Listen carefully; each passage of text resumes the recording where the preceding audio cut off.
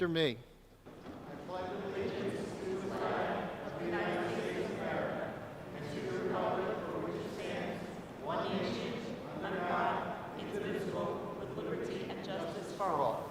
Please remain standing for a moment of silence in memory of Johnson School LDTC Deborah Delamonica, who passed away on Wednesday, September 14th. Our deepest condolences to Miss Delamonica's family, friends, and the staff at Johnson School.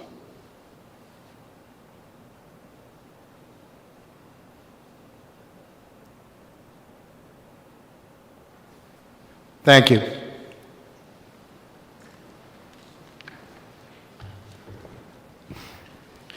This meeting is in compliance with the Open Public Meeting Law and has been duly advertised in the newspaper as an official meeting. Roll call. Mrs. Baracus? Mrs. Cass? Present. Dr. Osmond? Here. Mr. Palmieri? Present. Mr. Sargent? Present. Mrs. Rivera? Present. Mr. Walsh? Present. I need a motion for approval of the agenda with addendums. Motion. Second. Discussion. Mr. Walsh, I'd like to administratively remove something from the agenda. Okay. Oh, all right. Yes. Personnel, 8, letter N. I'd like to administratively remove that. Thank you.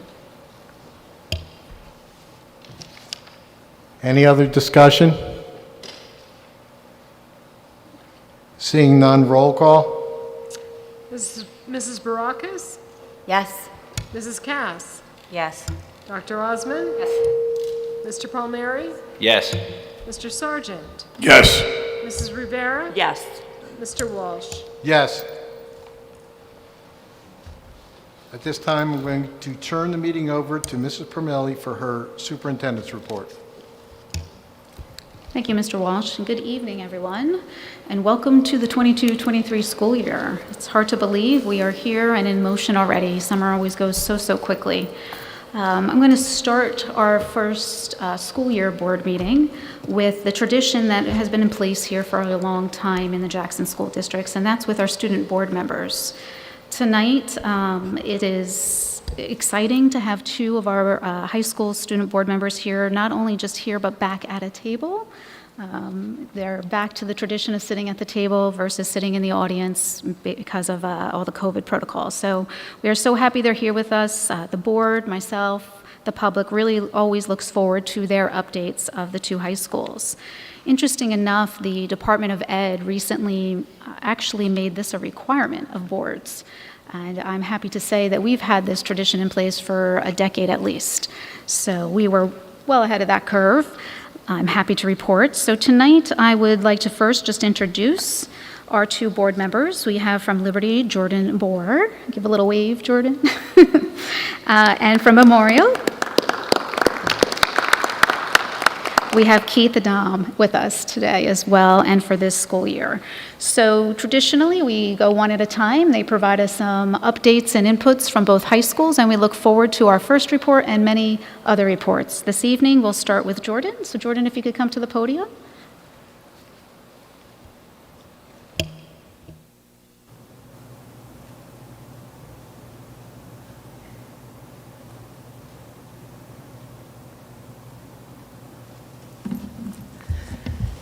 Thank you, Superintendent Permelli, Board of Ed members, and guests. I am very happy to inform you that the first month of school has been a great success. We started off with our home first football game, which ended in Liberty victory with a score 46-7 over Keensburg. The Liberty vs. Memorial game is just over 1 week away, so we're wishing our team the best of luck. The first week of school started with a fun back-to-school spirit week, which was run by the senior class. Many students and teachers participated, and it was a great way to kick off the school year. The week ended on a great note as we had our annual fall pep rally, where sports players and other students were able to play some games against their fellow classmates and teachers. Speaking of fall sports teams, both our boys and girls soccer teams are having an incredible season. The boys beat Point Borough 2-1 on Monday, bringing the record up to 3-1-1. Also on Monday, the girls team defeated Rumson, making the record 4-1. Our sports teams aren't the only ones succeeding this season. Our band won first place with the best music and best competition over this past weekend. Although a lot is going on during after-school hours, we also have a lot going on during the school day. We just started our new common lunch where students can socialize, do homework, study, meet with teachers, or participate in activities like ping pong, spikeball tournaments, or dance parties. This hour-long period has really benefited the students because now they can get their extra help during school rather than having say after. Welcome Back candygrams are being sold to support our Jackson Liberty High School Hall of Fame for only $2. Another fundraiser that is running is the Class of 2025's Texas Roadhouse Donation Night. The Liberty homepage has a flyer you will need to present. It is until 10 o'clock tonight, so after the meeting, try to get out there and grab some dinner to support the sophomores. Next month also promises to have a lot going on.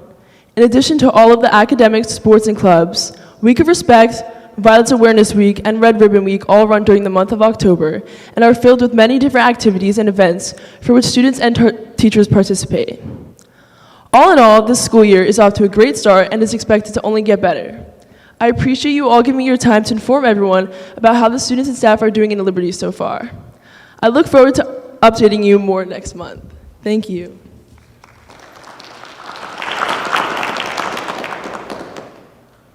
Thank you so much, Jordan, for the informative report. Lots of good, happy things happening in our school, Liberty. So now I'd like to call Keith to the podium to give us some update and some interesting information of things happening at Memorial High School.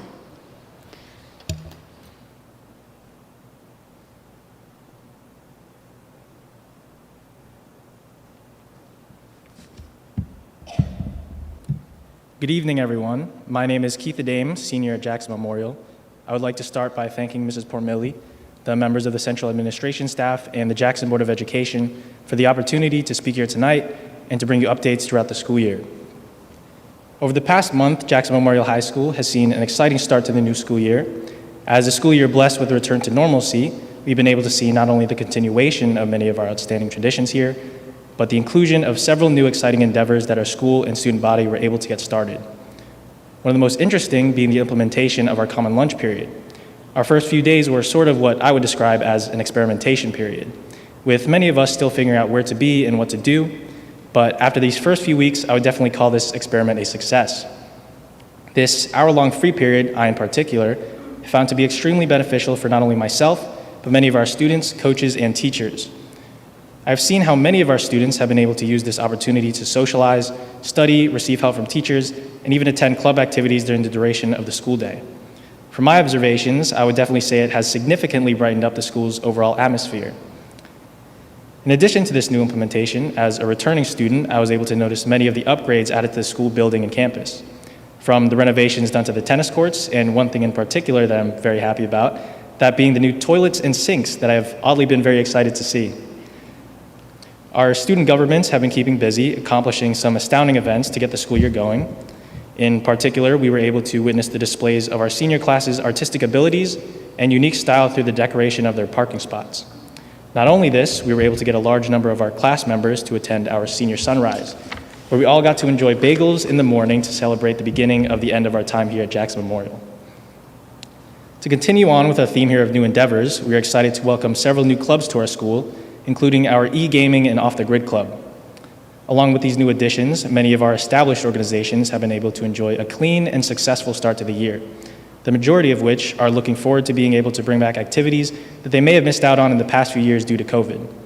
For example, as an officer, I can say that our National Honor Society organization is looking forward to bringing back Friday morning bagels, which they weren't able to do during the past few years. Our two business organizations, which I hold dear to my heart, DECA and FBLA, are excited to start fundraising with much success thanks to the utilization of the common lunch period. With that in mind, our athletic programs this season look to be quite promising, showing a varied level of success so far and putting on displays that foreshadow a fall season in which we look to be competing at the highest level. And as we talk about our sports teams, we cannot forget the ones who come out here to support them. Jag Nation is back again this year, and it's looking like we're going to be running the shore once again. To accommodate our loyal supporters, we were able to introduce our Jag Nation t-shirts, which by purchasing them acts as a ticket to all sporting events for the year, an idea that I have found encourages more and more students to come out to the games.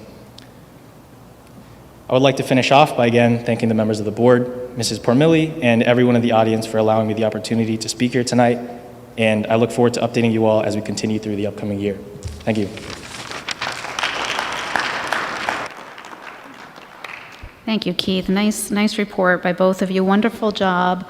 And I'm happy to hear that you shared your perspective on the common lunch as well. That is helpful for all of us, including the public and the board. So welcome, and we look forward to your next report and for you joining us for the whole year. So this evening, before I go into just some of the details of the opening of school, we do have one additional presentation.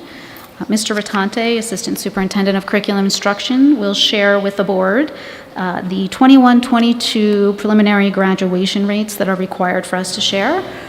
It's required by the Department of Ed to have this report, so he'll quickly go over those with us. Mr. Rattante.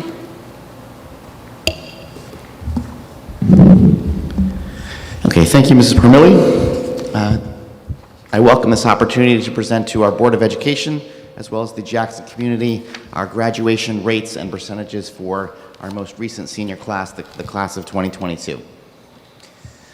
Obviously, first and foremost, all our students, in order to get their high school diploma, high school graduation, are required to complete our course requirements. That doesn't really need a whole lot of explanation. Everyone's very familiar with our courses that are required, 130 credits for all students to receive their high school diploma. The focus of this presentation really is going to be on the graduation assessment requirements. These are put forth by the Department of Education. And all students, in order to graduate, in addition to the previous slide showing the course requirements, they must complete an assessment requirement as well. Keep in mind, this senior class that just graduated, the class of 22, was the group that were sophomores when all schools were mandated to shut down and had their state testing impacted over their sophomore, junior, and senior year. So all seniors, they had one of three different pathways in order to complete their graduation requirements. One was a certain score on the SLA or PARCC testing.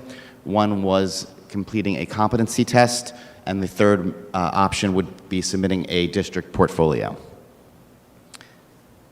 So the first pathway for mathematics and literacy, students needed to complete a certain cut score on the SLA PARCC, which they took in grade 10. Now again, grade 10 was the year the spring was shut down.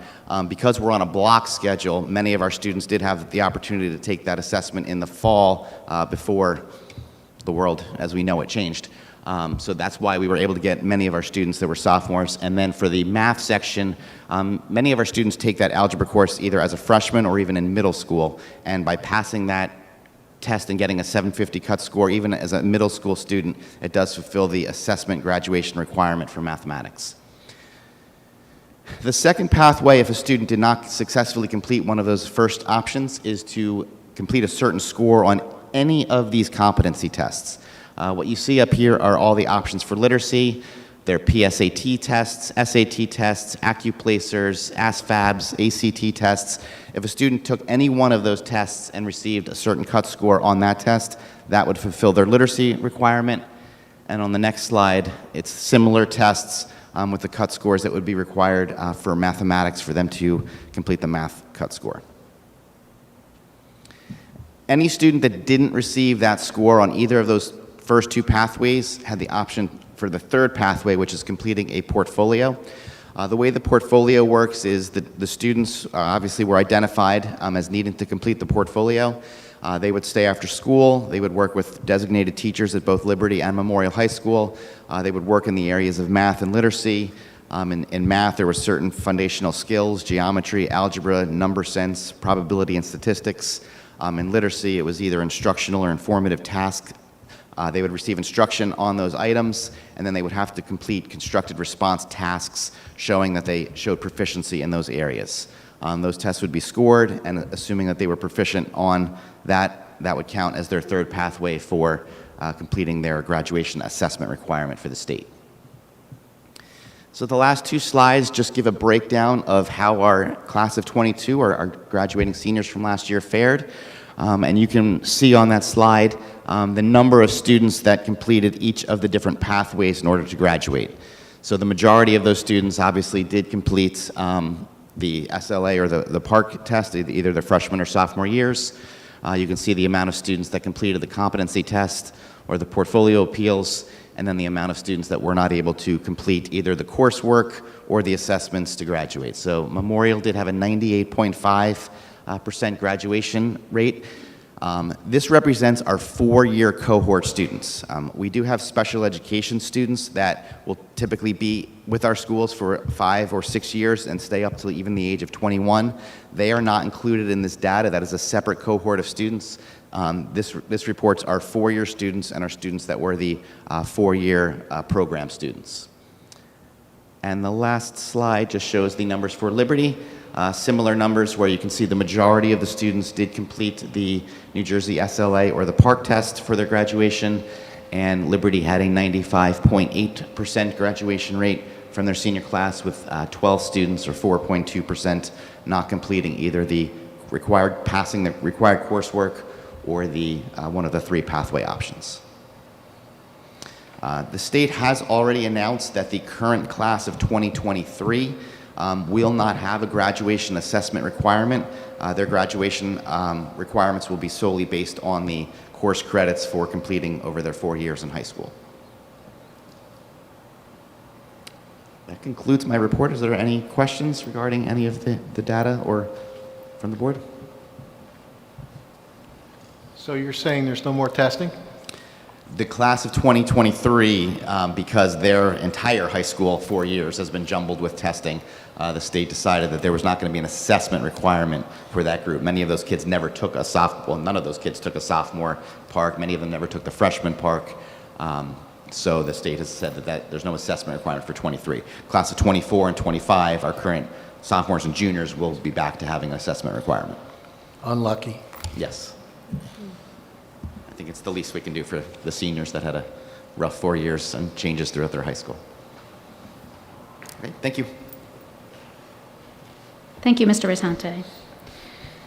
So one more item to wrap up last school year before we speak a little bit more about this school year. Last year, we were monitored by the State Department of Ed. It's called CUSAC monitoring. It happens to all districts every 3 years. And we finally received our results. They are on the agenda for your review and approval this evening. There are 5 areas that the district gets monitored in: instruction and program, fiscal management, governance, operation, and personnel. And school districts must score an 80% or higher in all of those 5 areas. I'm happy to report we scored in 3 of the areas 100%. In instruction and program, we were at 86%. That was higher than we have been in the past. The points lost have to do with the assessment scores. They are, they give you a percentage based on all of your students meeting the assessment proficiency. So each year we seem to be improving on those areas. Fiscal management was 100%, governance was 100%, operations was 94%. There was a few points taken off there. This was a time when in our transportation department we had no leadership in there and we missed a deadline. We did submit the report, but it was a few days late, so they took a few points off there. And then personnel was 100%. So some areas for us to continue to focus on and work on, but overall a good CUSAC monitoring report.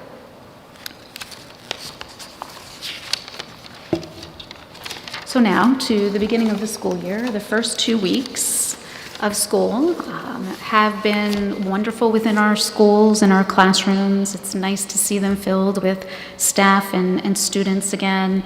Been visiting some of the schools and seeing just the smiling faces, the engagement of student to student, peer to peer, and with the staff and the teachers is just phenomenal.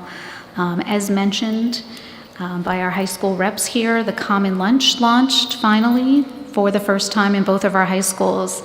And this past 2 weeks has been wonderful. It's off to a really good start. There was some time of adjustment of trying to figure out where students go. Remember, this is much different from what they've experienced ever, but they're all finding their way. The administrative team is working hard to guide them now to find their location of where they would like to sit and stay. And there's a variety, of you heard from Keith's report and Jordan's report, there's a variety of things available to them during that time. So we particularly wanted to pay notice also to lunches, making sure that there were not long lunch lines. And I'm happy to report I did not see any long lunch lines, and everybody has been able to get food. So I think we're off to a really good start. There's always ways to improve things, and we'll work on those areas. But I think as the academics pick up, you'll see more and more students taking advantage of being able to meet with teachers during that time, being able to get support, make up work, and also engage and do some work. When I was walking around already, I saw students with their Chromebooks doing some work, doing some homework.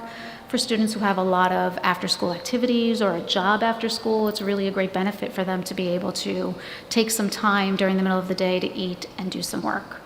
So we'll keep you updated, but off to a very good start. Additionally, fall sports, as you have heard from our high school reps, are up and running. It's, again, just wonderful. I've had the pleasure to see some practices and games. We've had beautiful weather and lots of great opportunities for our students. Again, we're so happy that they're all engaged in these activities. And our coaches are wonderful in just engaging our students right from the beginning. So just as a reminder, I want to make sure the public all knows and the board, our Liberty Memorial game, football game, is September 30th at Liberty, so I hope to see everybody there. It's always an exciting time, brings our community out together, so I hope that people can attend. So those were some wonderful things that were off to a really good start. I'm going to move on to an area that was rather bumpy for us as a start, which was our transportation. As our board knows and our community knows, it was bumpy. We had lots of things that we needed to look at. There were lots of variables that went into place. We needed to strengthen communication for sure, and we needed to address some things right away. And our department has been working on those things. We've made some significant improvements, but there's also some things we still need to address. I am going to ask Ms. Richardson, our business administrator who oversees the transportation department and the director of transportation, to provide just a little bit more context to what some of our challenges and variables were in these first 2 weeks. Thank you, Mrs. Permilli. The first 2 weeks of school presented several transportation issues. Number one being we had several delayed routes each day while daily making changes to improve them. I mean, having children ride the bus for an exorbitant amount of time is never our goal. We apologize to all the parents who had to endure not knowing where their child would be home, when their child would be home. We have improved the routes and issues and will continue to work on them. With the booming pre-K program, we're up to 323 new students this year, new routes and new drivers and basically a new office staff. We knew there would be bumps in the road, but not to the degree that we found them. While I know parents have seen for themselves already that our routes have improved, we are still doing what we can to improve them even more. I want to remind parents that under Mrs. Permilli, we have greatly improved our notification systems, not only emails and phone blasts, but have also integrated new technology into our bus fleet with tablets, GPS, and soon to come an app for parents to be able to see where the bus is for their child. This will help us all to be involved in the solution. It will be rolled out by school as soon as we continue to check for the kinks that are going into the program, to have proper IDs and to perfect the swipe-in process, which I'm sure you've heard your kids talk about. Again, we apologize for the mishap, and we strive to improve transporting all of our 8,700 students in our care well. Thank you. Thank you, Ms. Richardson. So as Ms. Richardson explained, there are lots of variables at play here. I'm just going to elaborate a little bit on the preschool one that Ms. Richardson mentioned. As you know, there's staffing shortages everywhere in every field, and we found that we had not have enough aides to put on all of our preschool buses. So our preschoolers are riding on the elementary buses, and they should have aides to do that. So once we realized that we were not going to have enough of those aides to open the school year, we had to create preschool routes specifically just for preschoolers, which pulled some of our drivers out of the mix of other routes, and caused a little bit more addition to and demand on our transportation department. We are hopeful, you'll even see on tonight's agenda, many aides that are being hired. We're continuing to recruit and hire, and as we get more aides, those routes will be relieved. We'll get some of those drivers back and be able to speed up our routes a little bit better and be more efficient. So we are aiming to do that. It was something that we did not anticipate in the beginning of the school year. And as I said, and Ms. Richardson said, we have a new transportation department and lots of really good technology that's going to help in the future, but with anything, it takes time to get there, and we had a lot of bumps that we didn't anticipate, and we do sincerely own them and recognize that there are still things that need to be addressed, but we are definitely making strides in that direction. One other thing I want to mention that's on the agenda this evening is the resolution for the application for our stabilization aid. As we know, we are a significantly hit S2 district. Last year was our biggest cut ever, a $4.6 million cut, and then this year we're expected to have an additional $2 million cut. We were fortunate enough to apply last year for stabilization aid and were awarded it. So we remain hopeful that that will happen for us again this year. The business department has done a nice job at applying and demonstrating in our application the need for that additional funding to help support this district. So hopefully that will happen, but the resolution is on the agenda tonight. I wanted to point that out. And I also just wanted to remind our public this evening that Monday, September 26th and Tuesday, September 27th, schools are closed. We'll resume on Wednesday. And that concludes my superintendent's report. Mr. Walsh.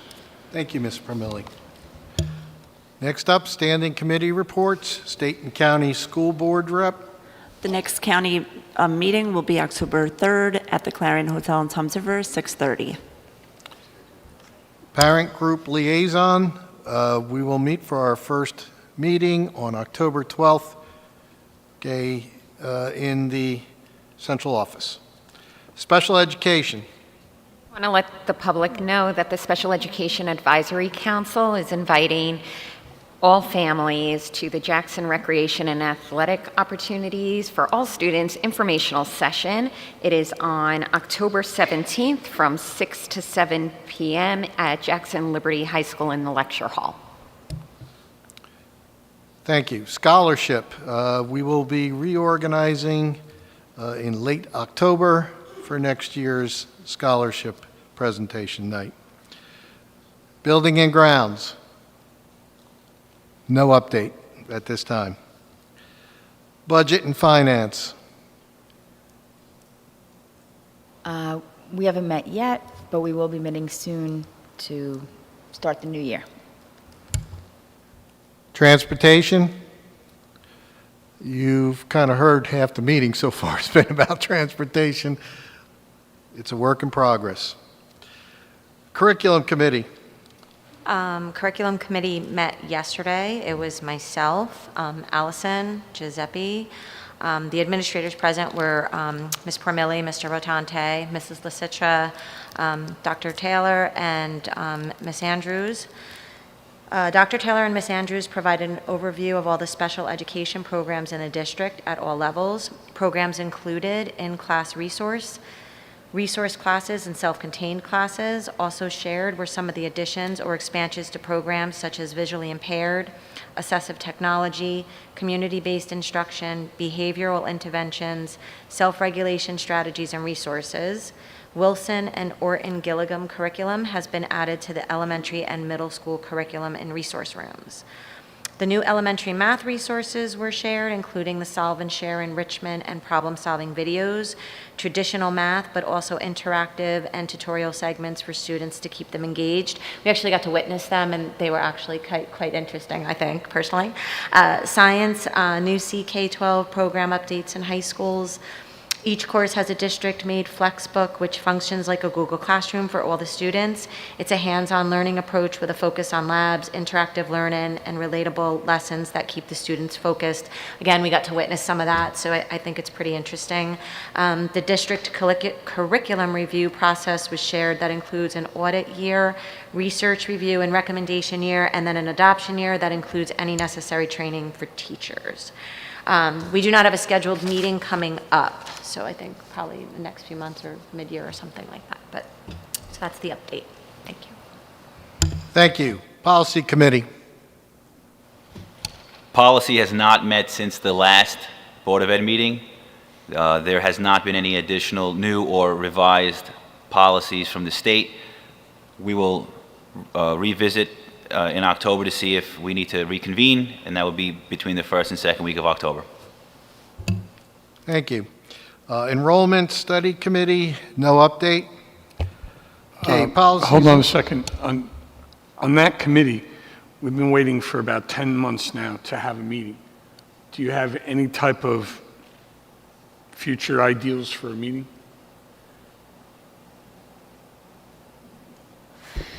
Yes, we'll probably be looking at October for a meeting. I'm sorry, did you say probably? Yes, I haven't reviewed my calendar yet, but probably October. I think 11 months will be long enough. Policies and regulations. Need a motion to approve. Second reading. Motion. Discussion. Seeing no discussion, roll call. Mrs. Barakas? Yes. Mrs. Cass? Yes. Dr. Osmond? Yes. I'm not working. Yes. Okay. Mr. Palmieri? Yes. Mr. Sargent? Yes. Mrs. Rivera? Yes. Mr. Walsh? Yes. Motion for approval of policies abolished. Motion. Second. Discussion. Seeing no discussion, roll call. Mrs. Barakas? Yes. Mrs. Cass? Yes. Dr. Osmond? Yes. Thank you. Mr. Palmieri? Yes. Mr. Sargent? Yes. Mrs. Rivera? Yes. Mr. Walsh? Yes. Motion for approval of minutes. Official board meeting, August 17th, 2022, closed session meeting. Official board meeting, August 17th, 2022, committee of the whole and business meeting. Official board meeting, August 31st, 2022, special board meeting. Motion. Second. Discussion. Seeing no discussion, roll call. Mrs. Barakas? Yes. Mrs. Cass? Yes. Dr. Osmond? Yes. Mr. Palmieri? Yes. Mr. Sargent? Abstain from number 8. Mrs. Rivera? Yes. Mr. Walsh? Yes. Motion for approval of the bills list. Motion. Second. Discussion. Seeing no discussion, roll call. Mrs. Barakas? Yes. Mrs. Cass? Yes. Dr. Osmond?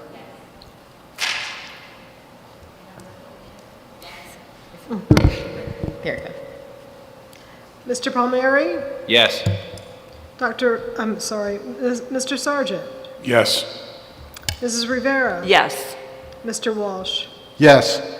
Motion for approval of the treasurer's and board secretary's reports. Motion. Second. Discussion. Seeing no discussion, roll call. Mrs. Barakas? Yes. Mrs. Cass? Yes. Dr. Osmond? Yes. Mr. Palmieri? Yes. Mr. Sargent? Yes. Mrs. Rivera? Yes. And Mr. Walsh? Yes. Need a motion to open public forum on agenda items only. We will hold another public forum during the meeting for other questions. The public forum will be for questions on the agenda only. Motion. Second. Please sign in and state your name and whether or not you are a Jackson resident. Each person is allowed a maximum of 5 minutes to speak. No person may speak more than once on a topic until all others have been heard.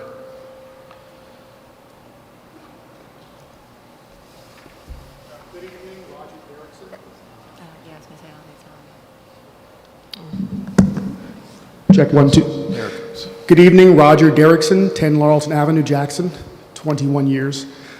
Is the agenda going to cover transportation? I didn't get a chance to look through it, so I don't want to go out of turn, but we'll be discussing transportation in the agenda, or should I wait till the later part of the meeting? Okay, It's not on the agenda. thank you. Are there any other questions on the agenda? Seeing none, no one come forward. I need a motion to close public forum. Motion. Second. All those in favor say aye. Aye. Resolutions for action. Motion to move finance. Motion. Second. Discussion. Seeing no discussion, roll call. Mrs. Barakas? Yes. Mrs. Cass? Yes. Dr. Osman? Mr. Palmieri? Yes. Mr. Sargent? Yes. Mrs. Rivera? Yes. Mr. Walsh? Yes. Motion to move facilities. Motion. Second. Discussion. Seeing no discussion, roll call. Mrs. Barakas? Yes. Mrs. Cass? Yes. Dr. Osman? Yes. Mr. Palmieri? Yes. Mr. Sargent? Yes. Mrs. Rivera? Yes. Mr. Walsh? Yes. Motion to move programs. Motion. Second. Discussion. Actually, See? Mr. Walsh, may I just interject for one moment? Go for it. One thing I was remiss in sharing with the board on the agenda tonight in programs is the approval of the emergency virtual remote plan that is required. The Department of Ed requires us to write that and approve it. The only way that we can have remote virtual learning ever occur now, according to legislation that was passed, is we have to be in a state of emergency for 3 days. It has to be declared state of an emergency before a district can move to virtual, and we're required to have a plan. So that's the plan that's on approval tonight that you see in the attachments as well. Thank you for letting me clarify.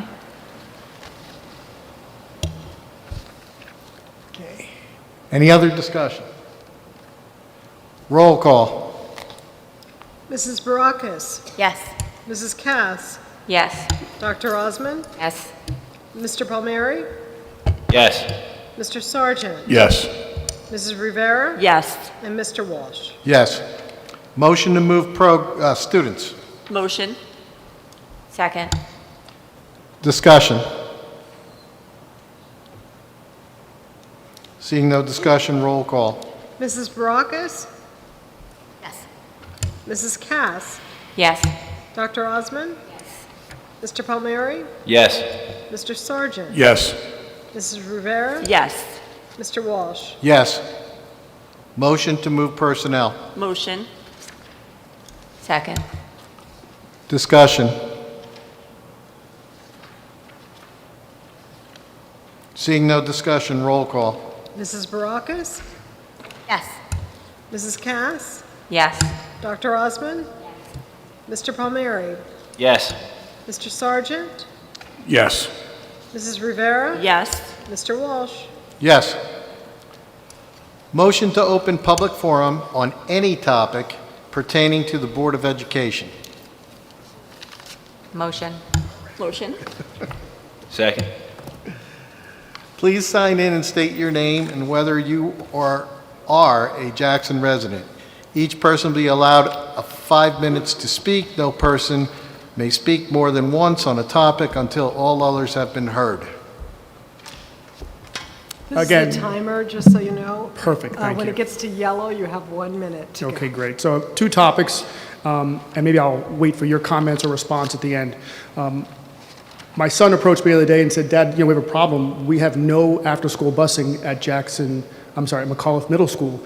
So, and he just informed me tonight that the NJHS, National Junior Honor Society, has been canceled because of it. So I'd like to find out from the board tonight, what do we need to do, this room filled with people, who can help you bring money to our district to get those buses running?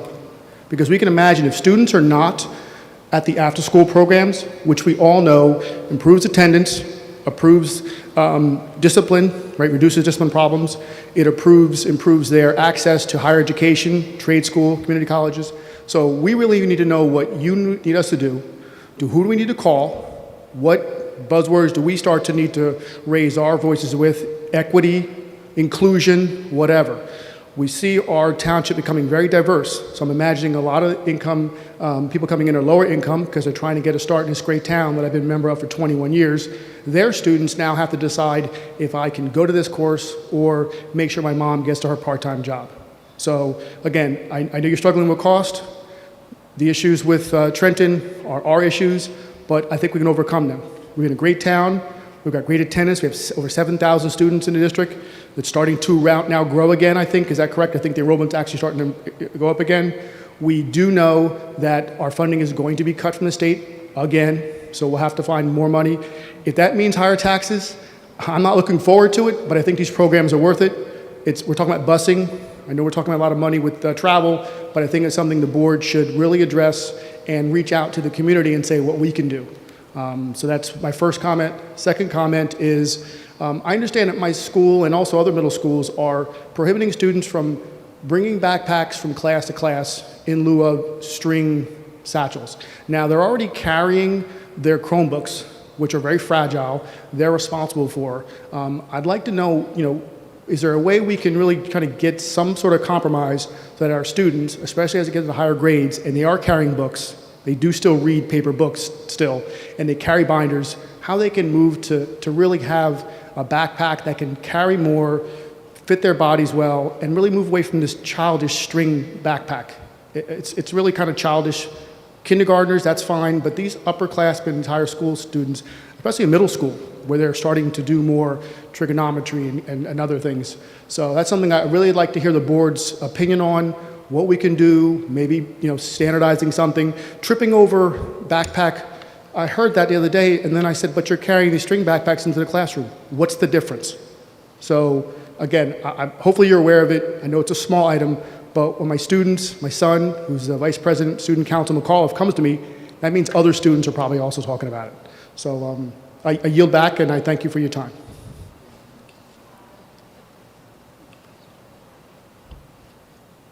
Good evening, sir. I will address both portions of your statement. So first, the McAuliffe buses that are temporarily suspended right now are the after-school buses, and we are very hopeful that they will be returning very soon. I don't know if you were here during the piece where we talked about our transportation difficulties. Okay, so I'm just going to explain again. So we've had some variables in the way here have prevented us from having enough drivers to do some things that are going to improve by the hiring of drivers and then also by switching up our preschool runs that came to us and in need that we didn't anticipate in the beginning of the school year where we need van aids. So once we have enough van aids and transportation drivers hired, we'll be able to bring back those runs. We always knew it would be a temporary suspension. I'm going to assume maybe it's a National Honor Society club that you weren't able to go to, is that correct? Okay, so that should be fixed really soon. Our priority is to bring those buses back first before we do anything else. So within the next few weeks, you should see that change, and we should go back to being able to have even at least if it's a couple days a week versus the 5 days a week, but we're going to get there, and that's our priority. The other thing is, I'm excited you're here tonight. We are going to see each other, again, because I often meet with the student councils at our middle school and our high school. So you'll have an opportunity to share some of the things that concern you and some of the things that you see that we could work on and do better, and you can share some of the ideas that you have. So it's nice to meet you. You can come up afterwards and introduce yourself would be great. One of those things, backpacks are a perfect thing to bring to that meeting when we have that opportunity to talk. But historically, we have not permitted the backpacks in the middle schools, in the classrooms, because they've been bulky, and, they can trip over them easily, and we do allow locker use. So we allow students at certain times of the day to go to their locker and change things out so they don't have to carry so much around. So I would encourage you to go to the locker. They do allow the string bags in the classroom because there's a little bit less there. And we should be carrying less and less since we have the Chromebooks, and most of our books are now online versus hard copy. But that's something I think we can talk about in student council meeting and along with your building administration. Okay? Thank you.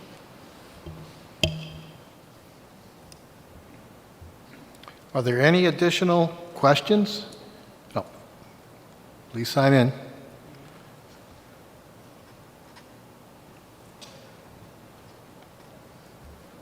Want the address or just the name? Just name? Hello? No. Is this on? Okay. I have a question about the common lunch that we talked about for the high school. I guess I have a little concern. My son is... I live in Jackson. My son is senior at Jackson Memorial, and he goes to the PM VOTEC. So I have some concern. At one point, he leaves class. He doesn't have time for lunch. He's got to get on the bus to leave for VOTEC. They leave, and they don't have the opportunity to go to any of those club meetings that are taking place during the lunch hour. And he also doesn't have the opportunity to get the extra help during the lunch periods, because they're gone by the time that happens. My question is, are the teachers still going to be staying after school to help those students? And then it comes to, I guess, a question like that gentleman had. If they do stay, how do the kids get home? Because now the next bus is not till 4:30. So what are they doing till 4:30? So I guess I'm concerned with this more of there's no lunch, there's no clubs, but more to the fact that he's being told if he needs help to go during the common lunch period, but he's not there.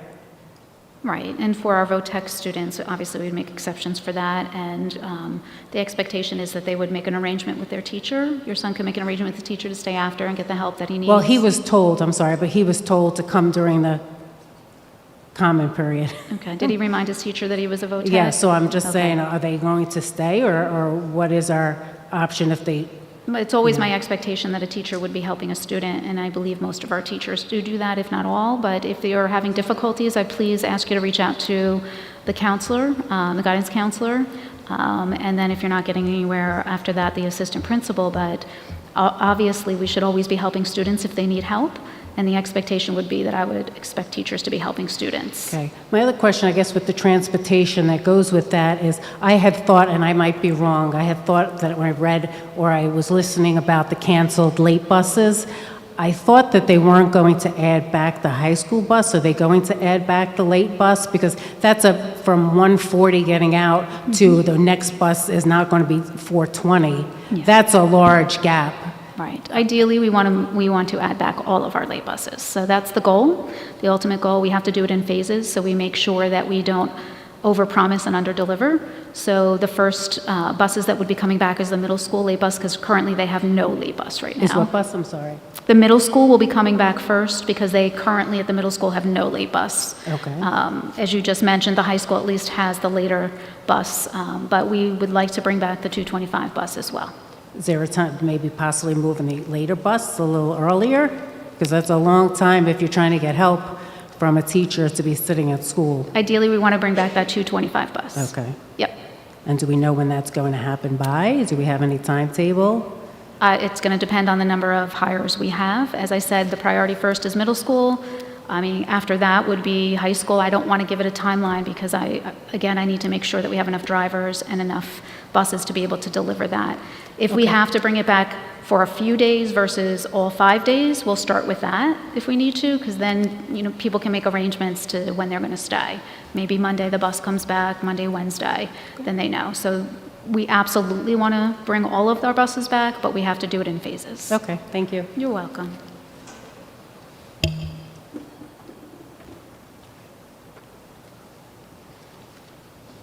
Good evening.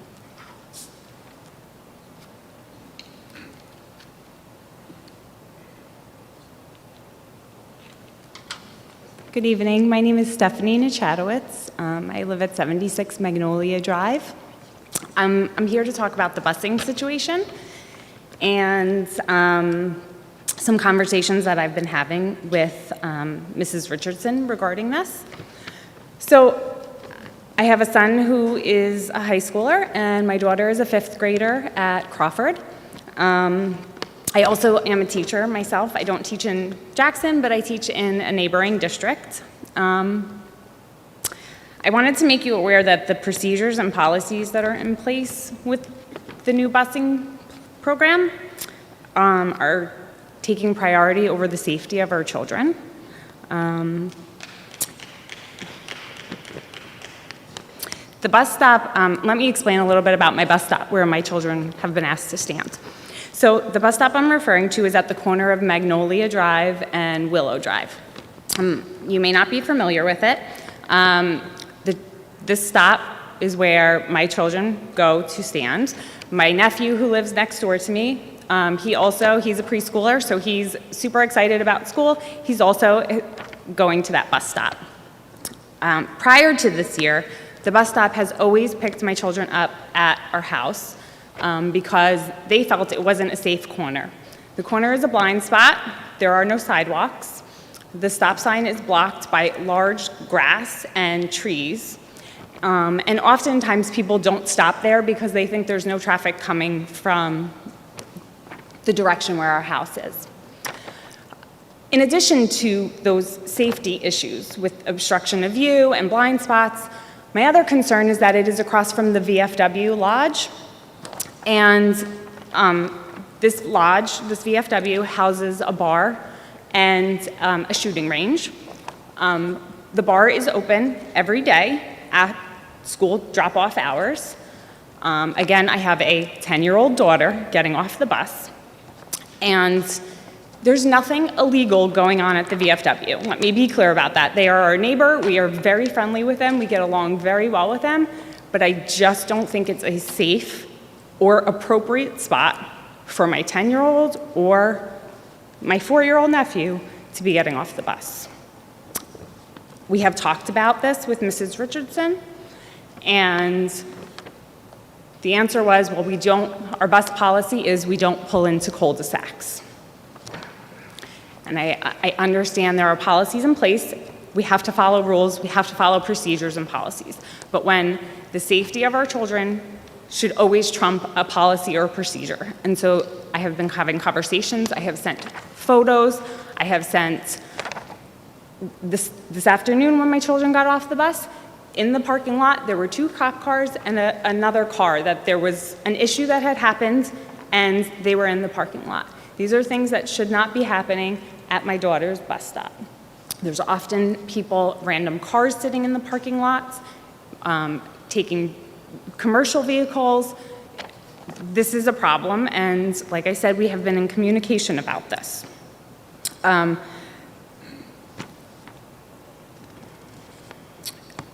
When I spoke with Mrs. Richardson, this was after I had called 4 times the transportation department, and I had sent 3 emails. So I followed all of the procedures and the protocols in place.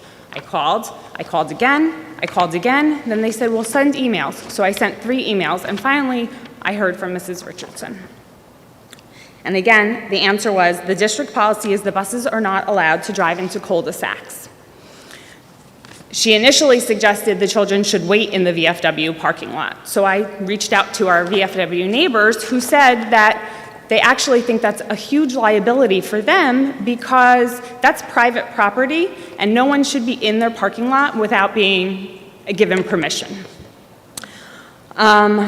I really felt like my concerns when we talked were being dismissed, and It was she was very condescending, and I was not addressed with compassion or concern, which is where I am coming from. I am a concerned parent. So we've invited Mrs. Richardson to please visit the bus stop. Someone was sent to the bus stop. They agreed, the one corner isn't safe. It's a blind spot. So they were told to stand on the other corner, or to stand again in the VFW parking lot, which again the VFW said is not an option. Back to the response. The policy is we don't drive into cul-de-sacs. Today, my daughter's bus, after she got picked up from the bus stop, the bus drove down the block to pick up the next set of students, and just so happened they turned onto Ash Road. If you don't know where Ash Road is, they have a cul-de-sac.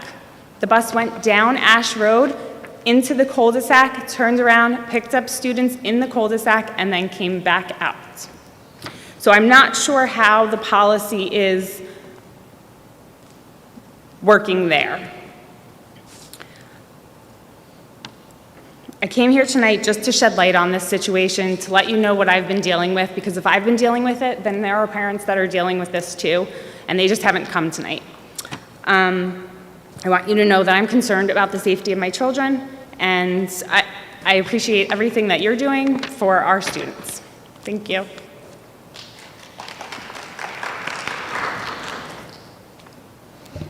Thank you.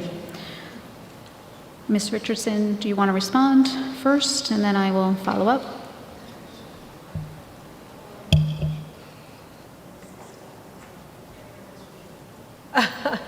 Anyway, we have talked a lot this past 2 weeks, well, I guess this week alone. It is a concern, and I made it very clear to you that we are not going down new cul-de-sacs. I know that they had in the past, but now that we have the GPS on the buses, we're not doing that. But there are some other options that I heard of later today, that if you're interested in going on a small bus can go down your street, but we can discuss that if you'd like. If you can talk to me at the end of the meeting, I'd be glad to talk to you about it. Thank you.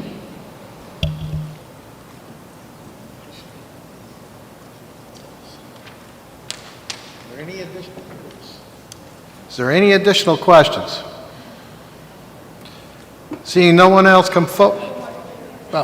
With the board's permission, can I reclaim my 2 minutes, or I just need 2 minutes? Go ahead. Oh, that's right. My son told me that. I can believe him. One of the things I did want to ask about the swipe cards, because it just hit me. So I'd like to know, and the board could provide us this. First of all, we all love technology. We're using Microsoft Teams, using pivot tables, Power BI. We know that technology is going to move us forward. I wanted to know, if I haven't heard from anyone before, where are the metrics on the card swiping? What is the benefit of it? We know we already have GPS in the system. Now, my son has explained to me that the buses are rushing. And they're rushing because students are obviously swiping as if they're paying for a city bus. And they're standing in the aisles as the bus pulls away. Again, they've got to make their schedules. We all know the transportation has not gone well this year. We understand why. So I'd just like to know, where are the metrics for this? What are we gaining from it? Or how much money did this cost? Could that money have been used somewhere else? And again, these are the questions that we're asking you. We've elected you to represent us, but we'd love to have that data somewhere at a future time, maybe on the website, so we can see that, hey, is this something that's worthwhile? There's a lot of business leaders in this audience, people that actually manage large corporations, so we can certainly provide you with our idea of transportation, what we're doing in fleet services and management. I don't know, and if anyone could ask this question now, what is the gain about knowing that if a student got on a bus versus what we were doing for the last 100 and something, 100 years. So I'll yield back. So again, I will begin, and Ms. Richardson, feel free to chime in with some of these things. So some of the benefits of using the swipe cards are, will be coming down the road for parents particularly. I'll speak to that first, and that is being able to see when your child is getting on and off the bus. And knowing, it helps to know where your child is, where the next stop is, and where your child is on the route. So you'll be able to better predict when your child will be home.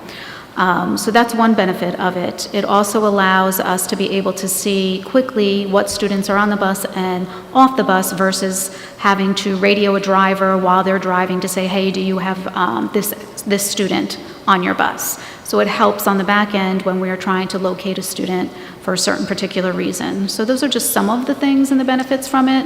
Down the road, there'll be additional benefits that will help us just with reports again and knowing time-wise and where students are for emergency purposes. One of the things that also happens, hopefully never happens, but if a bus is in an accident, the first thing that we're asked by the police is to give a roster of the students who are currently on the bus. We can easily pull that up for them. If the students have swiped on the bus, we know exactly who's on that bus quickly to be able to provide that information. So it helps with expediting some of those things. Ms. Richardson, am I missing anything? Is there anything else you would add to that? I just want to add that it was a threefold system that we bought into. It's a GPS system on each bus. We know where the buses are at all times. And then, believe me, in our situation that we had the first 2 weeks of school, it helped tremendously because we are all on the phones that first week of school.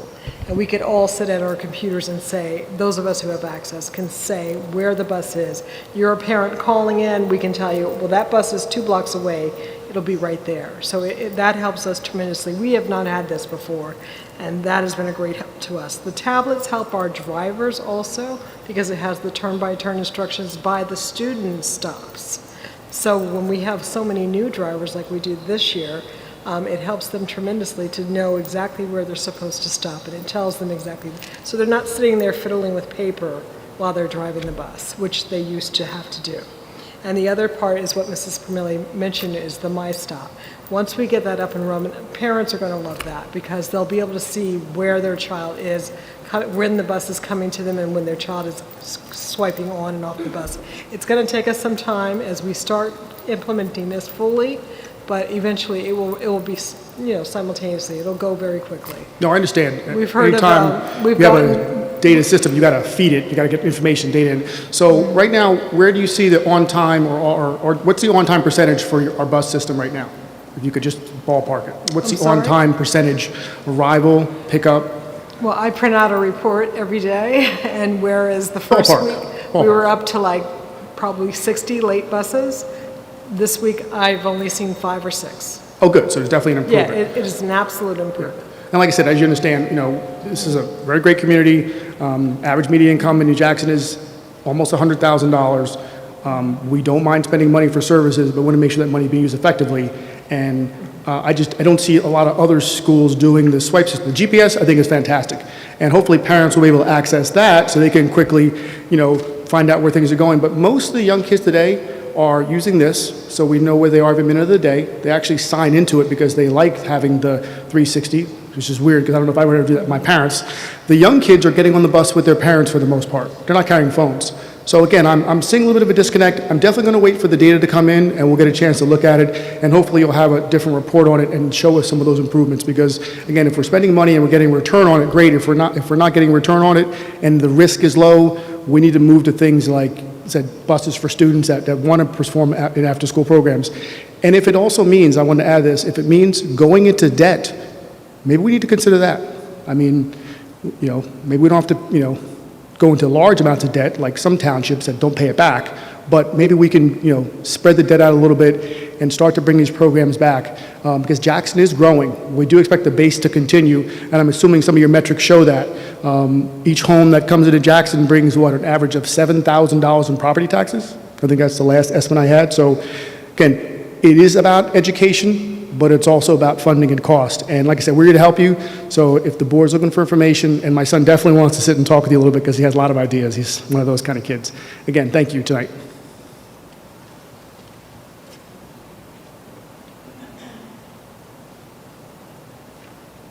Let's try this again. Are there any additional questions? Seeing no one come forward, I need a motion to close public forum. Motion. Second. All those in favor? Aye. Board comments. We'll start on the left.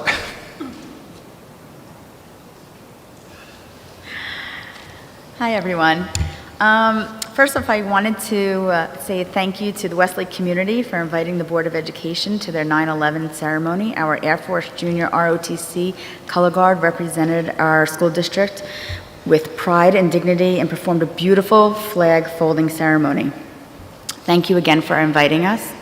I really enjoyed myself, and as the rest of the board did. And I just wanted to thank everyone who came out this evening, and for those of you that are watching at home. Thank you. Doc? Welcome back, everybody, to another school year. Thank you all for coming out today. I just wanted to say I really appreciate your comments tonight. It gives me hope because this is really what community is about. How can we all work together to try to solve some problems? It's why we all ran for these seats as well. So I really do appreciate that. And I encourage you all to keep coming and sharing your ideas with us and letting us know when you're willing to work with us. Mr. Sargent. Good evening. I appreciate everyone coming out. Just a couple comments regarding your comments. I too have witnessed plenty of buses going down cul-de-sacs since the school year started, not just Jackson school buses, but also private buses, which we don't govern. I would say that possibly the board can revisit this policy that is not in place. It's damaging to the students, it's damaging to the parents, and certainly the school district. Thank you and have a good night. Okay. Ms. Tash? Yes. First off, I just want to thank our students that came today. You guys did a great job. Looking forward to your monthly presentations, so welcome. I wanted to thank the Van Valkenburg family. They donated a flag to an American flag to Jackson Liberty, so that's always fabulous. We love parent participation. We also had the opportunity, some of us, the board members, to visit several of the schools. We got to see Getz, Elms, and Switlick. So for me, Switlick is home, so my kids went there, but they also went to Getz. But you know, elementary is always your heart. But anyway, it was just interesting to see the grounds and to see the buildings, meet the staff, and go through all of that. So we really did enjoy that. I would like to thank everybody again for coming, bringing your comments. It's enlightening to us as well. We like to hear the feedback. And we like people to come and tell us what they're thinking too, and know what's going on in the town. So we do appreciate all of that. Always bring your concerns. I would like to, I've been asked personally, and I've seen it on Facebook a lot of times, I really just want to put this out there, we are not selling any schools. And it would be public, it would be here at a meeting, and you would know about it. So I would just like to put that out there because I've been asked personally, seen it 100 times, there are no schools for sale in the township of Jackson. Other than that, I hope everybody has a great night. Thank you all for coming out. Thank you. Mr. Palmer. So just to kind of piggyback on what Mrs. Cass said, I was one of the individuals fortunate enough to visit Getz, Elms, and Switlick, and I want to thank Ms. Primilli, Mr. Baginski, Mr. Bruno, all the principals and staff that took time out to make those visits possible. It was an amazing experience, and seeing all of the students smiling and happy, no masks, it was just wonderful. I want to wish all of the Jackson students a wonderful school year. I would like to also wish all of our athletic teams, as well as bands, the very best of luck this year. And I want to give a shout out and a congratulations to the Liberty Band taking first place at their first competition in Manchester. So let's go. Nice job. So thank you and have a wonderful night. Thank you. Ms. Rivera. I want to thank everyone for coming out and visiting us on live stream. The presentations, the comments and input are invaluable. Everyone have a great and safe evening. Thank you. I would like to say, tonight I heard that the students appreciate the upgrades in plumbing that we have in the schools. That's very nice. Hopefully, well, we haven't finished all the schools yet, but we're going to upgrade all of that. That's good to see new upgrades. Good luck to all the sports teams, middle schools, high schools, okay? Be safe, enjoy yourselves, and have a good day. Bye. Motion to adjourn by acclamation. Motion. Motion.